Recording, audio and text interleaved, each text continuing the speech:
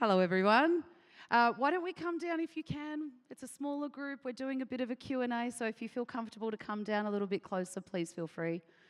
Let me introduce myself. I'm Gordana Redzovski. I am the Interim Chief Revenue Officer and Managing Director for Maropost in Australia. It's an absolute pleasure to have Roger Westerman with us today. He is the CEO of the iconic World Gym Australia. I'll allow him to give you a bit of a background in just a moment, but for those of you who aren't familiar with Maropost, wanted to make sure that you have a better understanding of who we are and what we do. We're a unified commerce platform. We're built to help businesses grow faster across commerce, marketing, across point of sale, of course, and many other customer engagement elements as well. As I mentioned, Rog is with us from World Gym Australia. I've been looking forward to this discussion for a few weeks now. Rog, I'd love it if you got us started with a background and how you actually came to lead World Gym Australia. Thanks, Gordana. Well, it's great to be here, and thank you all for attending. I sure hope that there's something that a message I can provide for you that when you go that could be of some value to you. Look, my history is, I've obviously goes back decades, but originally I always had an interest in fitness, and that was both from a lifestyle and sporting perspective. So I did a degree in sports studies, and while I was a head trainer at a gym. Now that was last century, and in that particular time, there wasn't really great job prospects. So I chose a career firstly in law enforcement. And that was a really exciting and challenging period of my life. I loved the job, and I pretty much got to a point after a long stint that I'd seen it and done it all, and I wanted to go back into something I was passionate about. So I re-entered the fitness industry. I kicked off by opening Fitness First clubs in New South Wales, and then opened the first one in Queensland, and loved doing that. It was a great company to work for. They actually sent my wife and my family on a holiday when I left, so see you later. And I went and started Good Life Health Clubs. Some of those probably might have heard of that brand. And we started that from one, and I stayed there till we had 40-something clubs. And then I went on and was a director and owner of a number of Snap Fitness clubs. I then set up operations at another brand, great brand today, called Total Fusion. And then I was headhunted as a CEO of a startup tech company based out of Singapore, which was really exciting, and then COVID hit. I remember going to a board meeting and asking for $2.8 million as we were all wondering whether COVID was going to be around, so I had to make the tough decision and I mothballed it. I worked, just so you know, I've actually operated and managed many retail stores, both in liquor and in various different forms of retail, and consulted to stores in Westfield as well. So when COVID hit, I went out bush, did consulting, and then I got a call randomly from one of the founders and directors of World Gym, who I've known and respected for many, many years. Basically that led to a conversation. From that conversation, I relocated from the bush back to the Gold Coast. And I think it was the second day I was driving around with him, and I'd agreed to work 3 days a week. And the second day I said, mate, if this is really going to work, I've got to go full time. And I've been there for over 3.5 years, and I love it and love working with my team. Appreciate the background. Thank you so much, Rog. I feel like there's a whole other session that we could do from copper to CEO, but maybe next year we can get you back for that story. So look, World Gym Australia is about to open its 60th location, which I'm sure you're all really looking forward to. But as far as scaling to 100 locations, when did that become an actual goal for World Gym? Yeah, well, look, probably two things I'd like to say. We're really excited to open our 60th club. When I started over 3.5 years ago, we were just on 30, so we've doubled in the last 3.5 years. It is an iconic brand, and this year we'll be celebrating at this convention centre 50 years with this brand. Now, anyone who's involved in brands, if you think that a brand is still going after 50 years as strong as it is, that's a real indictment on the brand, but also the people behind it. We're also celebrating the founders, John and Mike, who who actually advised that this brand wouldn't work in Australia. And here we are 20 years this year, and we're going to give them a massive celebration for what has been an outstanding achievement. So a real rich history there. So, when I came on board 3.5+ years ago, I got asked the question by a franchisee who owned was a multi-site owner.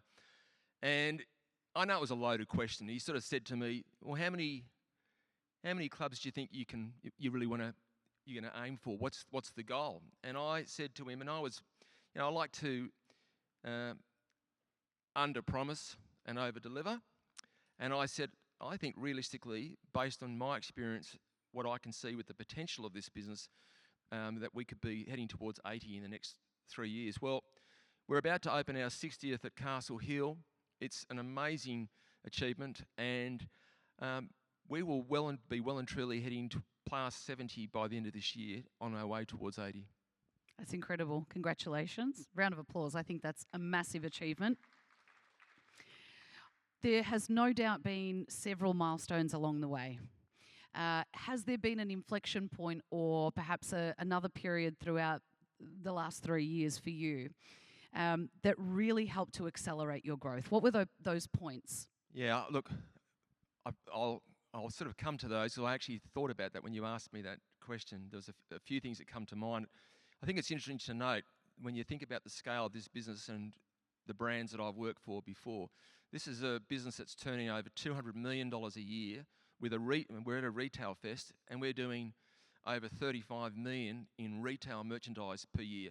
So as a brand, and I'm really proud of the fact of the team and the brand of what they've created, we're in the top 1% in Australia in our industry for retail. We're in the top 1 to 3% globally for retail merchandise. And I know you're going to be speaking to John. He's not here. He's sailing a boat somewhere out in Fiji. When you hear the story of how he started that and how that momentum has continued, that is going to be a really exciting journey. But when I think about the milestones, I can't really talk about the major milestones before me, but obviously even reaching the first 10 clubs and then 20 and 30. There are inherent challenges that you're going to face with that. But for me, 3 really significant milestones stand out for me. The first one was COVID. Now, whilst that was an unhappy period for a lot of people, and for business commercially, unfortunately some in our industry didn't survive, but for those that actually did remain and did reopen, most of them have thrived. So a fascinating statistic, I think, is that World Gym reopened, the day that they reopened the doors, we opened with 10,000 brand new members the day we opened. They were lined up waiting to come back into the club. So the first milestone, so what that did, that milestone demonstrated, and I think you're all aware of this because you would have all experienced it and felt it. I mean, I used to train with a stretch cord off my Harley Davidson so that the Harley wouldn't be able to fall over. The first milestone was that fitness, rather than being a discretionary spend, became a priority for everyone. Not just physically, but mentally. We could talk all about that today. The second part was my first objective. We didn't actually have a head office. So it was a decentralised team, and very small team at that. So major objective was creating this fantastic team. And I'm blessed to have 2 of the team here. I've got my national retail manager. She should be up here next time because her creative genius is the backbone to our retail success. So it's largely due to her involvement as well. So the high-performing team is the second thing. But also understanding the framework, the core essence of what made this business a success, and then really building upon that with the systems and process to support the scaling. And that was really, and from that point I could see that if we could create the right team, we've got the right systems and processes. Look, it was the same as when I was building Good Life. I took basically a depressed situation or a depressed business, put the right people and systems and processes, and it became a success. I saw the same opportunity. World Gym was a success story already, but what could you do if you actually had a dynamic team there and you had the systems to support it? Team and culture is massive. I know that's something you're incredibly passionate about, and I think it really does set you apart. One of the things I wanted to ask you about, obviously, you're having huge success with the actual retail sales and the merchandising part of the business. Tell us about some of the operational challenges that you faced previously and how that's going with you. Obviously, scaling a network, you're about to open your 60th location. The goal is getting to at least 100. What were some of the challenges that you faced operationally when you're scaling at that rate? Yes, good question. Look, the first and foremost, I used to say this when I was consulting, and I still say this today. Doesn't matter what your business is, the first lesson is you're running a business. So you actually have to understand your numbers. You need to understand the financials. And I can't imagine running a business where you're selling something and you don't know your numbers, your margins, and having inventory. So the challenge in the fitness industry is that because no one really does merchandise or retail very well, other than a vending machine, there's never been a system to actually properly support that. And a lot of the operating systems that we had, the CRMs, their POS system won't accommodate the needs, certainly the scale of the amount of retail that we had.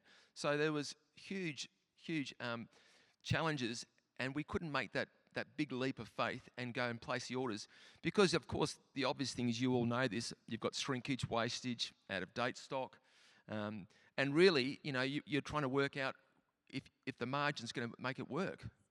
So pretty simple, we needed a robust system, which was Retail Express. Excellent. And we're thrilled that you've just signed on for another 2 years, and we're hoping we'll get you to 100 locations very soon. I'd love to hear your CEO perspective around what's actually separated the World Gym Australia brand from others that perhaps have not been able to scale at the same rate. Yeah, look, that's a session in itself, but I'll try and sum it up in this way. My experience was when I've been growing businesses, I used to travel the world and I used to speak to very successful operators out there. And I wasn't actually wanting to hear their success stories so much as because I already knew their success story. I really wanted to understand what were the challenges they had when they were scaling. And it might surprise you to hear this, that a number of people didn't want to share their magic. It's like, go ahead and find out for yourself. Whereas I'm all open doors for that. Look, so there's inherent growing pains for every business when they're scaling. And you know what? If you asked any business out there in our industry last year what was the greatest frustration, they would have said tech.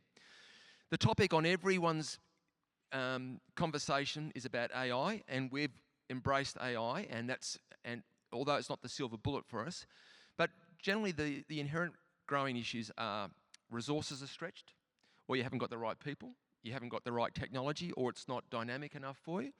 And then the last part that I've actually found is that sometimes your purpose that you started, if you think of, give Simon Sinek a plug, why, it all starts with why, your purpose has changed. So there's a misalignment of your purpose. Now, if you've got the right team, you need the right technology. And then if you've got the right technology in the team, you absolutely need to be aligned about what is your purpose, what's your primary objective, and then you've got to go execute bloody well. And when I think about that, you're only as good as the team around you. And if I give you a story, a very example, when I was a federal agent, I was given they call it, I was called the door knocker, which means that I'm the guy that goes through the door first. And as important as a role and as scary as it can be, I'm only as good as the person that's following me through behind me. So I always surrounded myself with people that were capable, that I could absolutely trust, and had the same common purpose. And that's what I think is the difference between businesses that struggle and businesses that thrive. I like that. Can I use the door knocker? Absolutely. I really like that one. Look, I think as far as some of the things that you face when you're scaling at that kind of rate is often brand and culture do diminish somewhat. How do you think you've managed to stay above that? So not really sacrificing anything from a culture point of view as you've scaled. How do you stay true to your experiences at 30 locations, 50 locations, and now 60? That's a great question too, and I can really relate to this because after working with different brands, when you started it, You've created a team. You are the culture. And the why is present. What's that? The why The is why, there. yeah. You know the why, you're living and breathing it every day, but sometimes that Absolutely. can diminish. Well, look, I have to give John and Mike a plug here, is that when they started this, the business was reflective of them and the people and the culture. The challenge comes as you scale is how do you maintain that culture? So you actually need an alignment, and you need your systems and your process. Look, the thing about the brand, when I think about World Gym, for those that don't know, Gold's Gym is one of the most iconic brands out there. Joe Gold started Gold's Gym. He sold it, and can you believe he went and created another amazing brand called World Gym, Arnold Schwarzenegger. So to actually maintain that continuity and that brand, you actually need to stay true to the core essence of what that brand was about. Now, when you think about it, the core essence of what made World Gym their brand and their culture was their gym, the strength equipment. World Gym is renowned for having the best gym floor, the best equipment. We may not invest as much into our lighting, but we certainly invest into our equipment. So, and that has embraced an amazing community.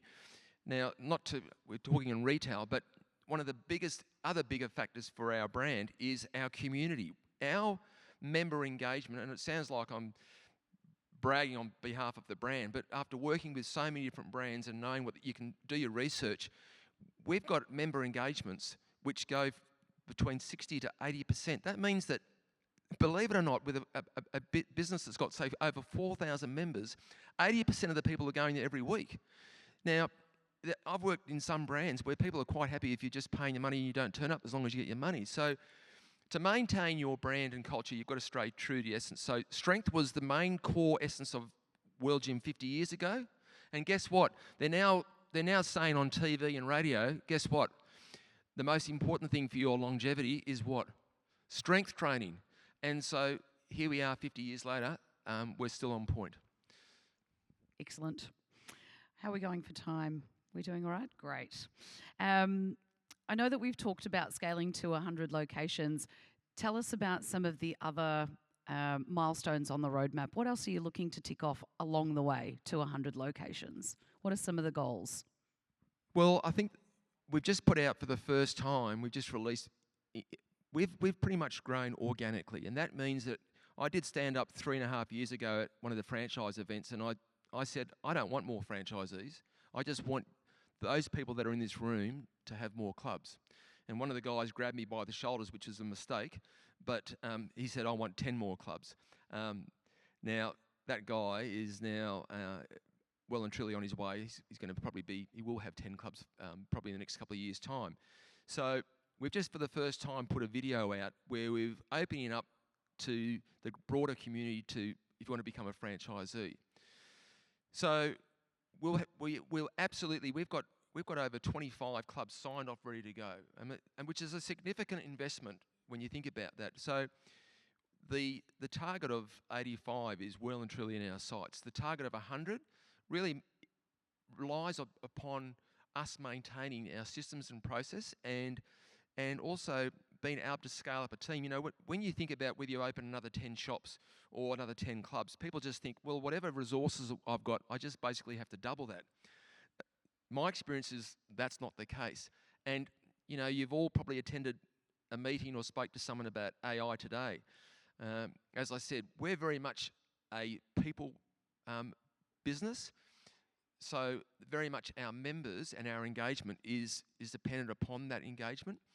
But we're absolutely using AI. So the challenge is, how do we scale up with, and what is going to be the right technology for us to actually accommodate that while still having an amazing high-performing team to do that?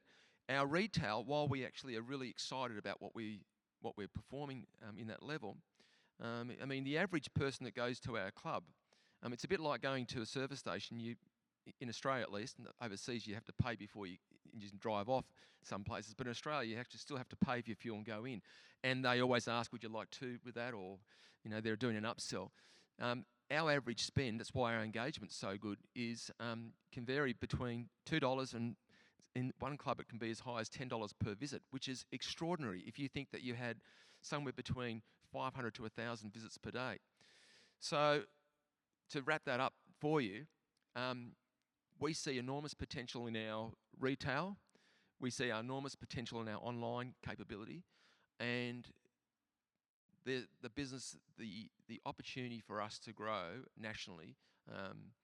We've got people coming to us now, so we're just being. It's about us being really diligent about who comes on board, so that they are aligned with us as well. I'd like to follow that up actually with the franchise strategy. Tell us more about what that selection process looks like, understanding that you're so protective of brand and culture and there's a certain type of experience that you're looking to promote. How do you protect that in a franchise model? Well, the first thing I'll say is they have to pass the blue test. They've got to be The criminal blue history. test? Yeah, they've Okay. got to be criminal history check.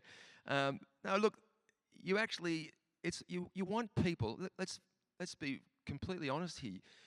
If you want to be part of a brand, or you want to, whatever that brand is, retail, fitness, whatever, you want to be vested in it. You believe in it because of the values that it represents, not just because it's a great money earner. If I actually, someone actually said, what the values are of your business, I mean, you have to be aligned on that. And I think you have to be really vested in it. So from a franchise perspective, we've got a very good process, but let's call a spade a spade. I mean, to open one of our clubs will cost you several $1 million.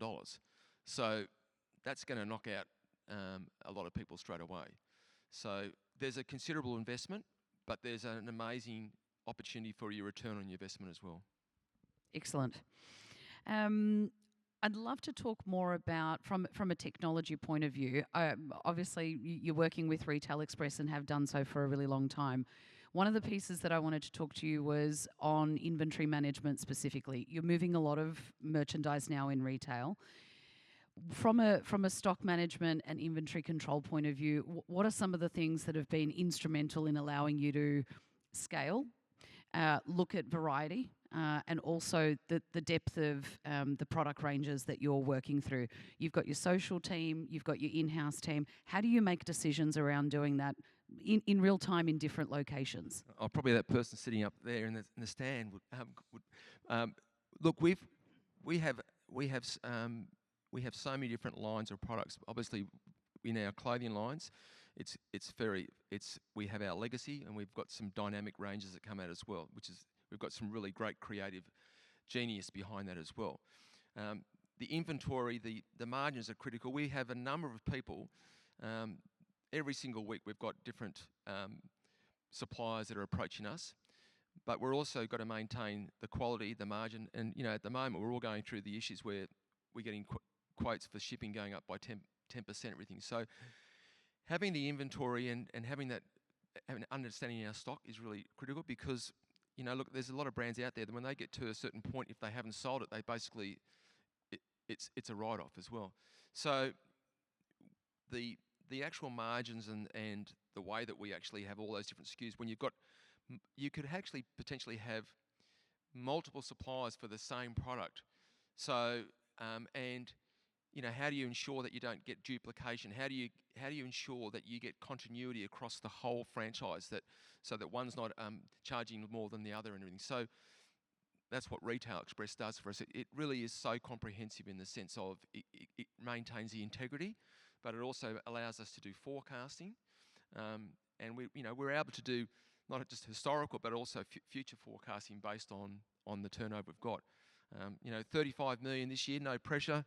40 million next year. Yeah. I wouldn't be surprised if we were probably that way. Probably more. Rog, I'm heading into my last question, and there's probably a few different ways I can ask you this. As far as advice that you'd like to share, I know that you said there are different lessons that you've learned along the way. COVID was a period of inflection for the business, and where you made decisions around what was important and what would help you grow and scale. But for our audience today, I'd love it if you could share perhaps some advice for them if they're looking to scale their business at a similar rate to World Gym, or indeed at their own pace. What's some of the key advice you'd like to leave with them today around scaling their business? Yeah, I'm sure if you've just spoken to someone who's got an AI company out there, they're probably just giving you a leap of faith in a lot of different ways. Again, I'm not saying it's a silver bullet, but I think there's a few things for me ethically as well, and that is that you've got to stay true to, you've got to be authentic. You've got to stay true to the core essence of what your business is about. I mean, look, when you think about some of the major brands out there, Coke and Pepsi and other ones, I mean, we use, our biggest seller, by the way, is water, believe it or not, in our gyms. But when you think of it, they've changed their logo over times and everything as well. But the thing is, when you think about the brands, you're staying true to the core essence of what made your brand a success. You may actually wrap it differently, but from my experience, it is about as much about the experience as it is about the product. How it feels, that vibe that you get when you step into, for example, when you step into a world gym, if you walked in there feeling like a flat pancake, you're going to be motivated because everyone around there is, really motivated to train.